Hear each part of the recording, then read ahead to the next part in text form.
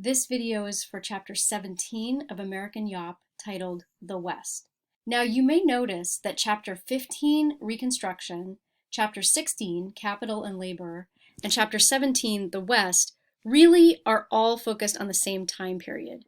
So if you want to think about it, these are just three different lenses for looking at the time period from 1865 to about 1900, a time period which often gets referred to as the Gilded Age. So one reading technique would be to go back to Chapter 15 and make for yourself a kind of timeline of events, and then as you read Chapter 16, put the events from Chapter 16 onto that same timeline, and then for Chapter 17, add those events into your timeline. It's important to remember that they are occurring simultaneously, and it might be useful for you to see it that way mapped out on a timeline. So that's just a little notes tip for reading chapters 15 through 17. Think about whose orientation and perspective is presumed in the title. My advice in approaching this chapter is to use it to think about complexity. Try not to oversimplify the events of this chapter. This is not a simple story of triumph or conquering the West, and you shouldn't think of it as a good versus evil morality play. I would also strongly caution you that when you're writing about the events covered in this chapter,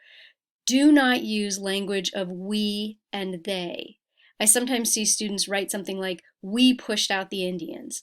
Well, remember the Indians are Americans too, and furthermore that we were not there. So try to avoid using we-they constructions when you think about people in the West. As the introduction to this chapter suggests, this is a story of many peoples, many places, intertwined histories, and the story of several interconnected, pivotal transformations in the life of the United States.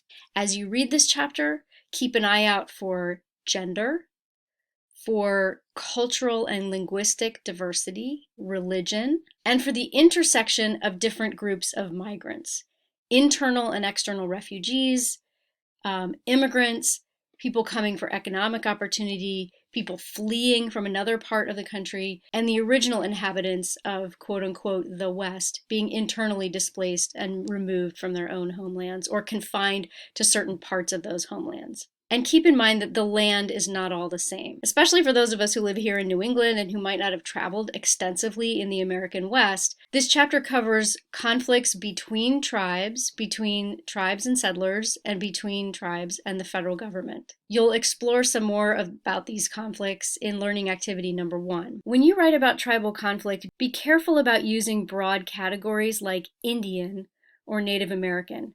And certainly don't use the word natives. Whenever possible, try to use the accurate tribal name for a group of people. One persistent myth about the American West is that it's a place that's less industrial or less marked by technology.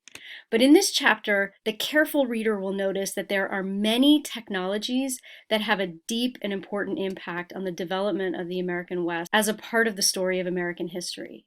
Notice mining, the technologies of meat processing, the technologies of communication, including the telegraph, the technologies of building and running railroads, technologies of print, including newspaper and dime novels and posters, photography, which is a really important one that shows up in many of the images in this chapter, the technology of recorded sound, even as suggested at the end of the chapter in one of the photographs, and the technologies of entertainment and the logistics of mounting big traveling shows. All of these are actually technologies, and so it's not that the West is less technological, it's just that that technology appears in different forms. So just keep an eye out for that as you're reading the chapter. One other thing to pay attention to is law and policy. Try to keep separate in your mind the intention of a law from its consequence. And lastly, I think this chapter properly ends with a deep consideration about the mythology of the American West, as sort of the idealized American landscape, and about how the idea of America and Americans